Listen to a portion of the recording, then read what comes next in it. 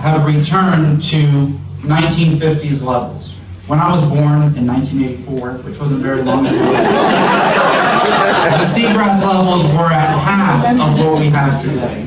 And looking back at American history, say 60 some odd years back to the 1950s, where car ownership was something big when the streetcars were pulled up, people were driving, we were contributing so much to pollution.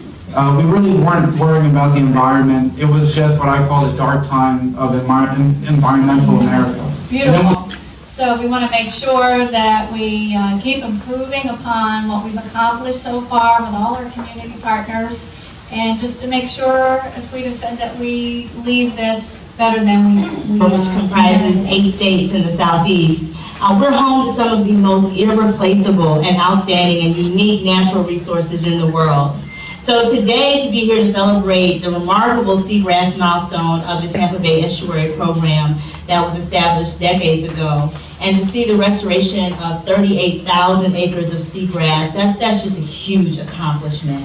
And it's such an honor to be a part of this collaborative process of science, policy management, and community working together to really see a restoration. Some of the things that I knew, but I didn't know until when I was elected to the county commission, and one of my assignments was to be on the estuary board. And it's been one of the best things I've ever done. I've just dug in, and I'm so proud to work with the board we have, Robin and Steve, Guido, Jay Puglisi from City of Clearwater, and then the opportunity to work with this wonderful staff. And I know we've thanked them already, but can we thank our estuary staff again?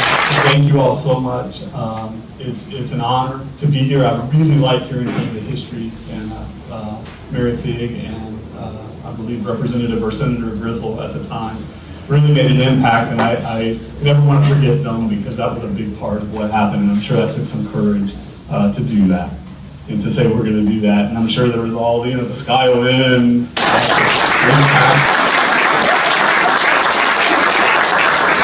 As follows: Jeanette Cephas, Brent Henningsen, and Chris Kaufman. Over the past 25 years, the district has provided over $75 million in matching funds for water quality related projects for Tampa Bay. It is my pleasure to be here celebrating a historic milestone in Tampa Bay on the ongoing recovery of restoration of the seagrass. Senator Nelson commends you all for your dedication and work in protecting our environment. Like you, he believes we must do all that we can to safeguard Florida's unique environment and maintain its natural beauty. As you may know, he is particularly concerned about the environmental issues that impact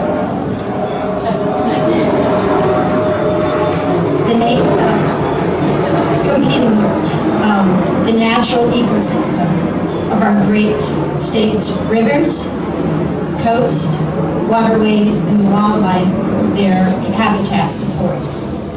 As you gather today to reflect on your wonderful accomplishments and what more needs to be done, Senator Nelson would like to urge you to continue your efforts to educate all Americans about bay restoration and protectable recovery. Will provide a habitat for our precious marine life to prosper. In this role, as a primary environmental indicator, the return of the seagrass is also a symbol of the successful restoration of Tampa Bay's water quality and the tireless work of local governments, industries, scientists, our fine research institutions, and concerned citizens. A healthy environment also means a stronger economy for Tampa Bay and Florida. Nonprofits, commercial organizations, state governments that participated in providing the time, energy, and the financial resources that made this happen. Without that contribution, you wouldn't be where you are today. Also, you wanted to thank all the policymakers that made the legislative moves that enabled this to happen as well, including at the national level, our partners in Congress and the Senate that have established the National Estuary Program,